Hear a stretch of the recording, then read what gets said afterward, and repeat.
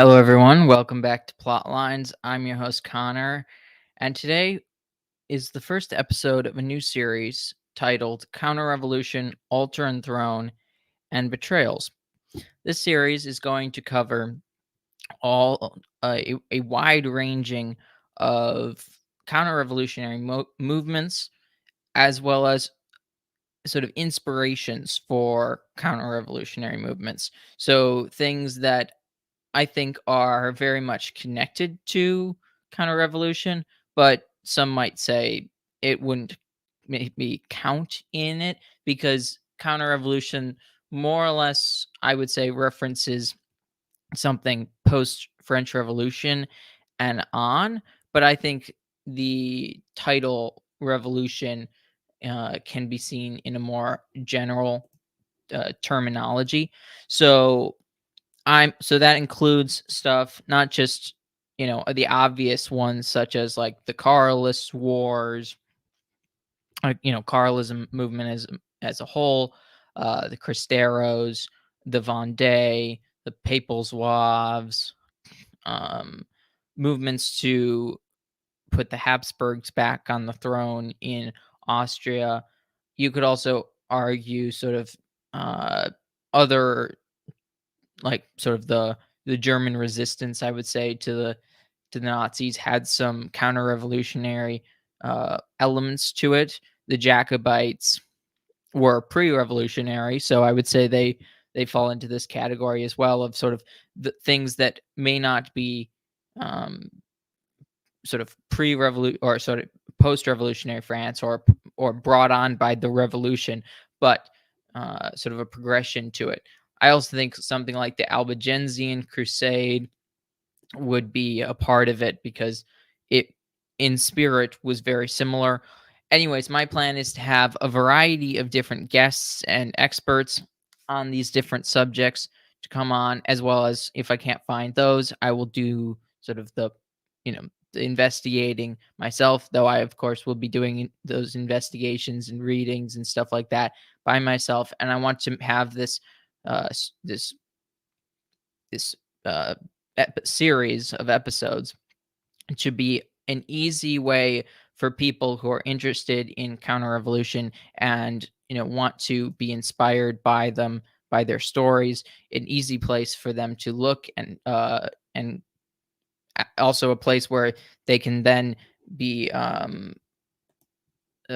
shot into, or like, you know not shot in, what's the right word, um sort of, I like a cannon, shot through a cannon into sort of uh a further investigation, a more in-depth investigation into these movements.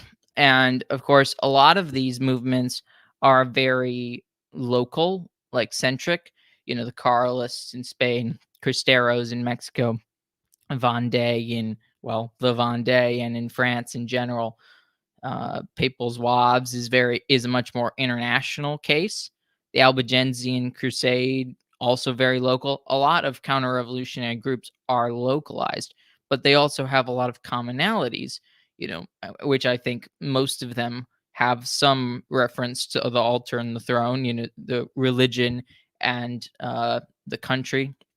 I don't know if the state is the right word for that. Also, I want to maybe look into the possibility of considering the 30 Years' War or even I think it's the 80 Years' War being a part of this because there are lots of elements of revolution in the 80 Years' War. Of course, it's the Dutch Revolution against the Spanish. And one of the things that it becomes is a revolution against the Catholic Church as well. So I'll look into sort of the failures of sort of any counter-revolutionary movement there.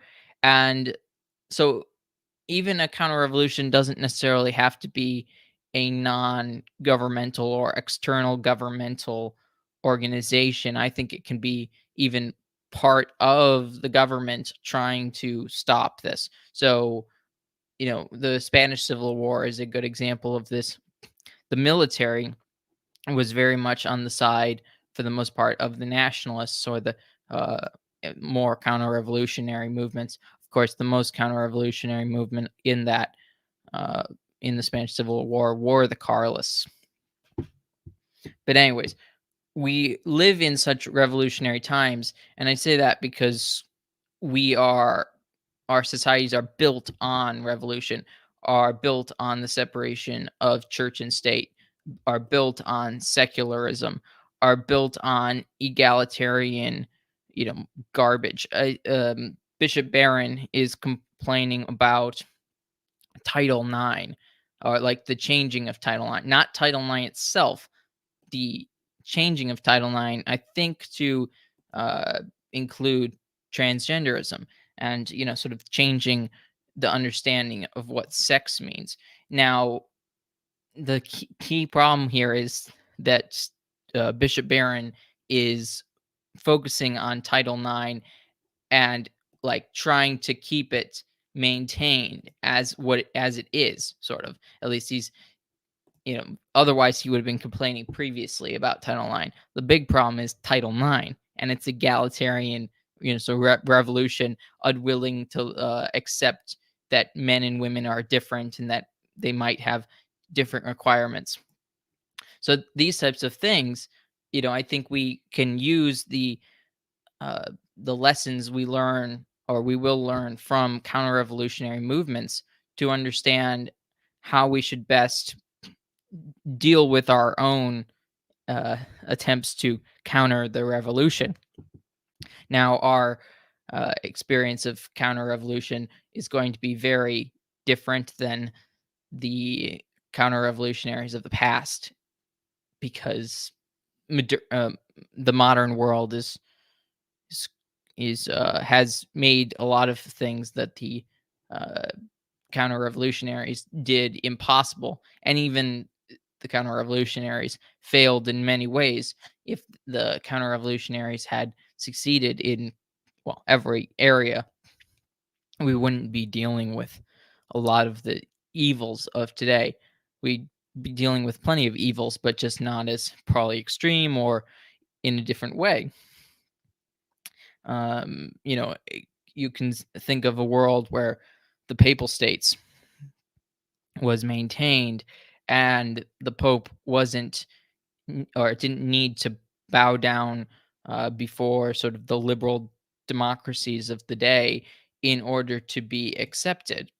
And that's kind of what, sort of the ideas behind Vatican II in the sense of, dealing with the modern world. The reason they need to deal with the modern world, and we can argue about whether or not they accomplished that successfully or did it very well, is that is because the Pope and the church in general was subject to the modern world because they were living in it. They were living in a post-revolutionary society, and uh, this would have been less necessary if if all of them, all the counter-revolutionary movements had succeeded. Then there would have been sort of a power base that Catholicism would have been able to rely more on, and then the Pope also would have had his own full, full territories, which also would have been a great benefit to him. So let's let's just look in general at sort of the reasons counter-revolutionary movements come about.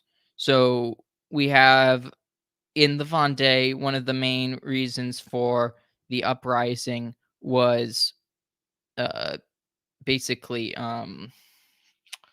the forcing the clergy into um, sorry, forcing the clergy to swear an oath to the Republican Constitution, and also, basically saying that the Pope doesn't have the power um, to power over them as much as the state does.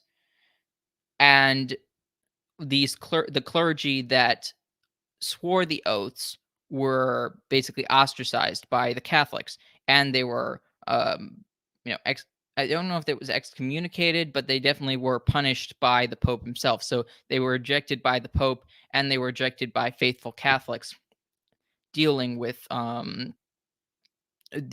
these priests. So basically, the uprising was partially because of that, partially because their king had been executed within the year, I believe. They had been more or less willing to accommodate some of the other uh, revolutionary elements, sort of the constitutional monarchy element, but they were pushed too far, and to the breaking point in which they rebelled, in which they uh, you know put on their sacred hearts, uh, not pins, but they put the sacred heart on their clothes, and they marched into battle. And of course, well, Napoleon actually has a lot of complimentary things to say about the Vendéans, about their abilities, and the fact that they may or may not been able to actually overthrow the Republican government if they had marched to Paris, because of the sort of the dangerous situation the Republican government was in, with chaos and with the other European powers bearing down upon it. AI Shire Tories in the chat. His copy of the Habsburg Way arrived today. Awesome, good. I hope you enjoy that. Um, and Matthew says, "Viva Cristo Rey." Indeed, Mac, how you doing? Good morning to you, sir. Anyways, so these types of things getting pushed too far, and we look to see that people like Bishop Barron, for example, is questioning whether or not the Catholic Church will be censored uh, in the near future because of transgenderism, because of changes to Title IX. But of course, Title IX itself is a rebuke of Christian understanding of man and woman. So in some sense, it's already a problem. But Bishop Barron is seeing things play out in a more dangerous set of circumstances that he wasn't as necessarily willing to call out Title IX itself. But when many counter-revolutionaries were put in these same situations where they let things slide a little bit. They were willing to accept part of the revolution, but when the revolution went too far, then they had enough and they rose up. And well, it may be better if they had risen up before they had allowed things to get out of hand. I think that's one of the problems with sort of many reactionary movements, is that because they're reacting to these revolutions, they also are sometimes caught unawares, and sort of giving their enemies basically or sort of thinking that their enemies have their interests at heart, or everybody's interests at heart, and not just their own personal interest, which is what all revolutionaries have. They have their own interests at heart. They want what they think is best for them, and they will force it down the throat of everyone who thinks, maybe not. Could we just slow this down a little bit? You know, uh, could we not destroy my religion? Could we keep the king? Could we, not execute him and his family and that sort of thing? Like, this is what people who, this is what counter-revolutionaries, or even just, what you'd consider conservatives, these are what they're asking for. But revolutionaries don't have this mindset. They're not interested in compromise. They're interested in your demise, which is key to understand that, Bishop Barron is kind of, I'm not trying to rag on Bishop Barron at all, really. this is just, I'm just using this situation as an example because it's happening. It happened today. He tweeted this out, I think today or yesterday, and I noticed it, and I just, it's on my mind, and I think it's a good comparison that it's a necessity to be working towards the good and not trying to slow down the evil. And that's one of the failures of counter-revolutionary movements. But one of the things is that now those counter-revolutionary movements are kind of the opposite. They are now trying to uh, pursue the good, making things better, and they're not trying to slow things down. That's what every problem with every conservative is, trying to argue with a revolutionary, and the revolutionary is never going to see you as worthy enough, or as good enough, or smart enough, or not brainwashed. They're going to think you're brainwashed. You believe in, you have faith. Faith to a revolutionary is brainwashing. Now, of course, the brainwashing that a revolutionary does is quite insane. Now, all types of things, whether it be the LGBT, uh, sort of ideologies and stuff like that, or transgenderism. I know that's probably falls under the same category, but I do see those things as somewhat separate because they were sort of separate arguments that were used in order to create the situation we're in. Or the feminists, they think women who don't want to be feminists are more or less brainwashed. You can see this in the Barbie movie, is that in some sense they actually have to brainwash the women to hate the men in the Barbie movie, because the women are so happy being under what they're calling the patriarchy, which is, it's a very, I mean, they're using the terms in a very loose way, I'd say. But the women are much more happy, or the Barbies, I should say. They're not really women because, they're dolls, of course. Uh, the fact that this is the culture we live in, and that, I'm talking about the Barbie movie is kind of insane. I mean, I find it insane, though. This is the culture we're living. This is the times that we're living in. So of course that's what we're going to be talking about, because that's what culture is driving us to, or talking about. Um, and how does this relate to counter-revolutionary movements? Well, in some sense, Barbie movie is a perfect, somewhat of an example of a counter-revolutionary movement. Ken kind of leads a counter-revolutionary movement to some degree against the Barbies, and the funny thing is everybody's happy after the counter-revolutionaries take over, but then they have to brainwash the Barbies back to believing that the Kens are evil, and then the Kens uh, go back to their basically enslavement under the Barbies. And that in some sense that's the sort of the almost the closest thing you come to an actual counter-revolutionary success. um Matthew says conservatives merely conserve the gains of the liberal revolutions. Conservatives serve as the counterpart to the progressives who further advance the liberal revolution. They are tools. Definitely, conservatism is a tool of revolution. And this is what I said. I also tweeted this earlier. I said, I was talking about Mike Johnson, who is a neocon. And neocons are sort of the best. And when I say best, I mean in a bad sense.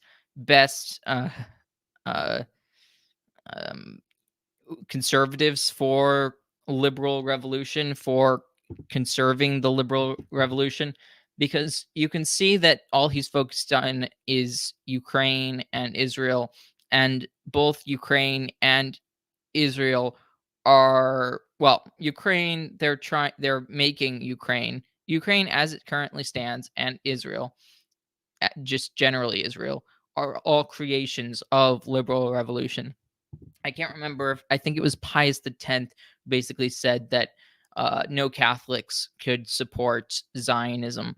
And he was asked by, it was either Pius X or maybe Pius IX. I can't remember. It might have been even Leo the 13th.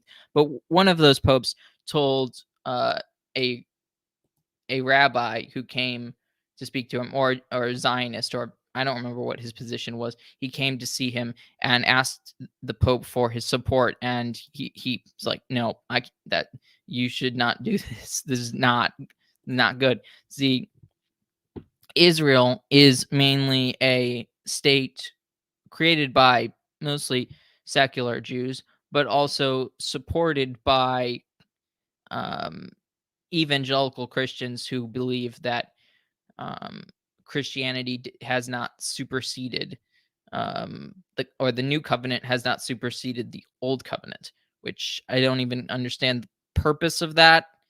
I mean, it's literally dealt with more or less in sort of I think it was the Council of Jerusalem, where uh, the means of the old covenant are no longer necessary, or specifically not necessary on the Gentiles. But that also implies that they're not necessary in any capacity. So the point is that I don't understand how you could get that um, from anything in the Bible or anything in the New Testament, I guess I should say. Of course, the Old Testament is the Old Covenant, so therefore you would get that. So you'd get the Old Covenant there.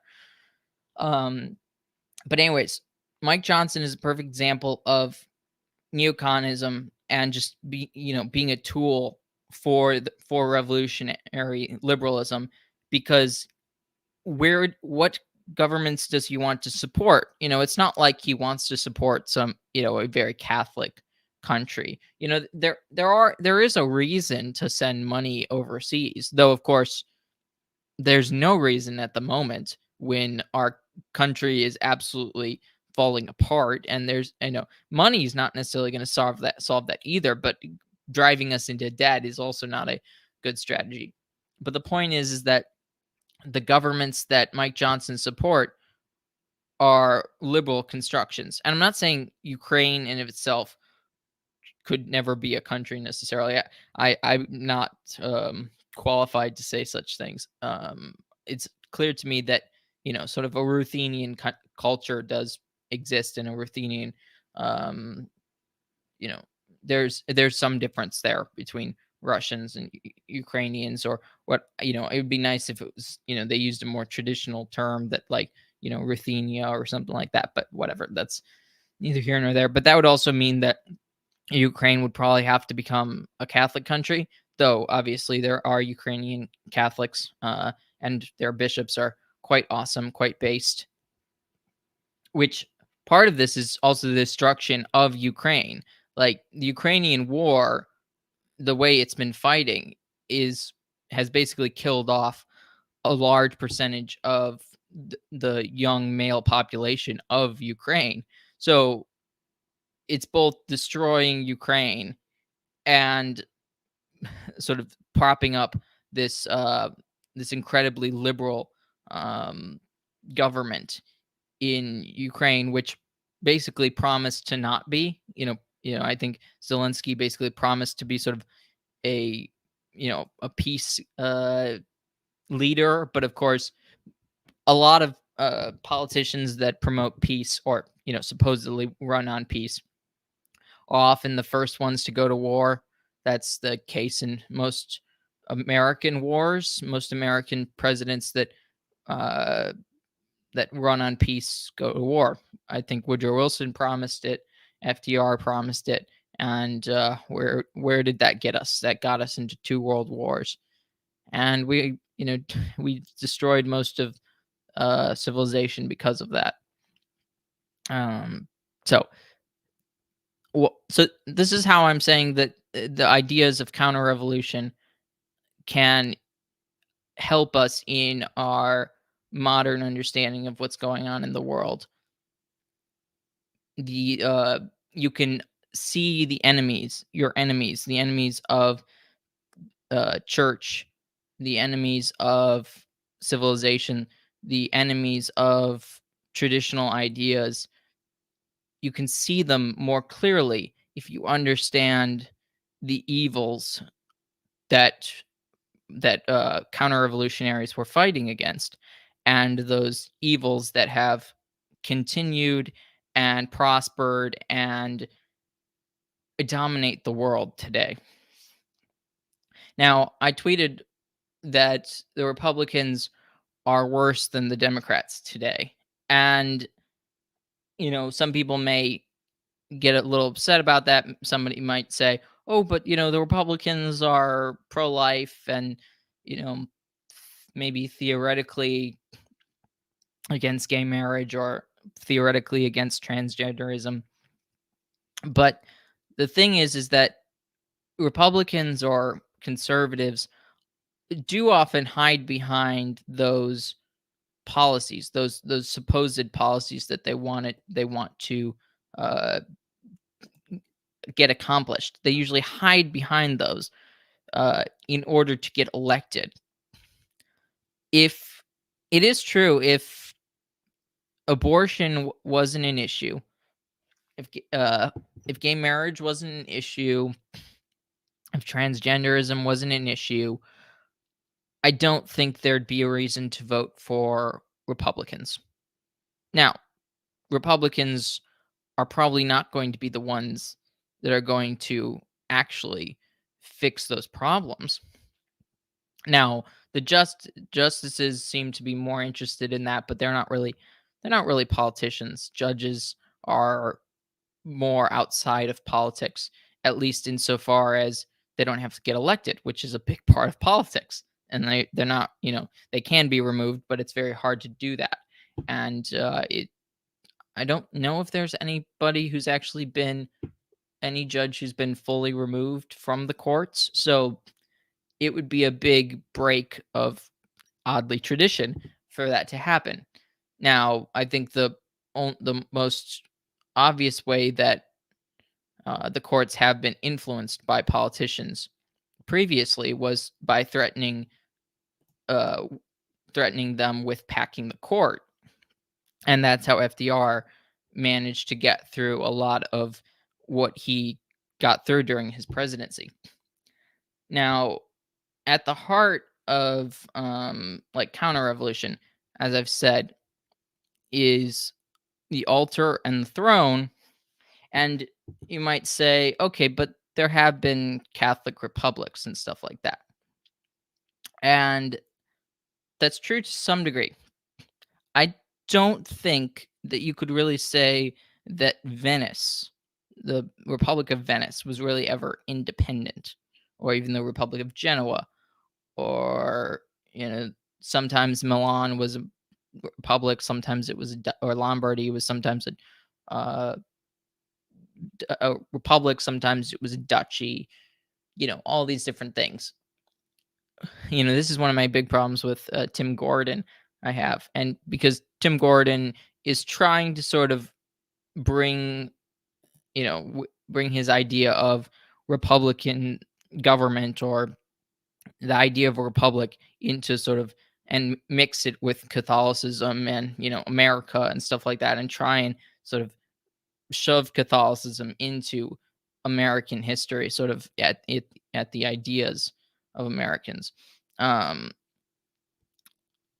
Anyways, sorry. I think I want to go back first before about why Republicans are how they hide behind the issues. So they have no real intention, or well, okay, some of them have the intention of fixing it, of fixing abortion, gay marriage, or whatever, all these different social issues. But all their other policies are based on liberal principles, and those liberal principles will always dominate the other things that they espouse. So they will never truly be an answer to the revolution. They will just be a continuation, um, I would say. Anyways, and as I said, the justices kind of are outside of this a little bit, but not totally, because Also, the Constitution in of itself in America is a liberal creation, though a much more conservative Enlightenment document, and that's that's decent, but it's going to it breeds the type of liberalism that we're seeing. The as Carl Benjamin is talking about, sort of the liberalism, its necessary like result is what we are seeing today. So we must reject liberalism, which basically involves rejecting most of conservatism, and it requires a counter-revolutionary attitude. This is what this series is going to be about: the counter-revolution and the actual people that have been a part of these counter-revolutionary movements. So I hope you all come back for future episodes of Counter-Revolution, Altar and Throne, and Betrayals. And I added the Betrayals part because a lot of counter-revolutionary movements in the I think it's the 18th, 20th, or 18th, 19th, and 20th century have all been it or dealt with blows because of betrayals. And part of that is the honesty of counter-revolutionary movements because of the way because of the religiosity of the leaders of these movements. And they eventually what is it sorry they often get betrayed because they're dealing with evil people with no morals, people with no uh, discernible systems that govern themselves by, because of liberalism. Because part of also counter-revolutionary, or part of revolution in general, is the atomization of everyone, uh, down to the smallest detail, or down to the smallest uh, sort of identity. Sort of this is why sort of Marxism plus liberalism equals sort of this identitarianism in regarding like gender and sexuality and stuff like this. This is why they divide these groups into these different segments. Anyways, so I hope you all come back as I learn, because one of the things I will really enjoy about this series is I'm going to learn a lot in this series, and I hope all of you join me in learning more about these kind of revolutionary movements. And that will help us understand the world as we're dealing with this now. So if you guys have any questions, feel free to send them in the chat. Please, if you have any counter-revolutionary movements, especially that I didn't mention, some of them I don't know about, and a lot of that's because sometimes they're not there are not a lot of English, stuff about them. This is one of the problems with uh, being an American who unfortunately didn't take other languages very seriously when I was younger. And I wish this was sort of how how education explained learning languages, like your ability to learn from a lot of different people expands greatly if you can speak other languages. But of course, all their advertisements were like, "Oh, you could travel." Well, okay, fine. But if you don't want to travel, then it seems like there's not a good reason to learn languages. But there are. Anyways, Didymus says, need to do an episode on Charles Maurras. Yep, definitely. Matthew says, I look forward to the episode regarding Carlism. The only remaining is still active Catholic counter-revolutionaries. Indeed. I don't know if they're the only ones, but probably. At least I don't know of any other ones that are active. Though there are definitely Vendéans that sort of I believe are keeping up the at least his history sorry, of the movements. which is good. And I'll probably have the guy who does Brendan, the Papal Zouave guy, on for an episode at some point. And I did do an episode on the Papal Zouaves a while back, but I think I'll be able to, discuss it in a new light and with a new perspective in it. So if you want to look into that, there is an episode already. So please check that out. Please like, share, comment, and subscribe so this episode and the series gets a lot of attention from a variety of people that aren't subscribed to the channel yet or don't know about the podcast. Please tell your friends about this. It would really help, and will keep me doing this podcast. So thank you, everyone, and God bless. Bye.